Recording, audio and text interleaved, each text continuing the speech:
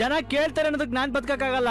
Single ಆಗಿದ್ರೆ lover ಇಲ್ವಾ ಅಂತಾರೆ, ಲವರ್ ಇದ್ರೆ ಮದ್ವೆ ಯಾವಾಗ ಅಂತಾರೆ, ಬ್ರೇಕಪ್ ಆದ್ರೂ ಕೇಳ್ತಾರೆ, ಡಿವೋರ್ಸ್ ಆದ್ರೂ ಕೇಳ್ತಾರೆ, ನಾವು ಚೆನ್ನಾಗಿದ್ರು ಮಾತಾಡ್ತಾರೆ, ಚೆನ್ನಾಗಿಲ್ದೇ ಇದ್ರು ಮಾತಾಡ್ತಾರೆ. ಕೇಳೋರ್ಗೋಸ್ಕರ ಬದುಕಕ್ಕಾಗಲ್ಲ, ನಮ್ಗೆ ಹೆಂಗ್ ಬೇಕಂಗ್ ಬದುಕ್ಬೇಕು. ಏನೋ ಸಿಗರೇಟ್ ಬಿಟ್ಬಿಡು, ಎಣ್ಣೆ ಕಮ್ಮಿ ಮಾಡು ಅಂದ್ರೆ ಯೋಚಿಸ್ಬೋದು.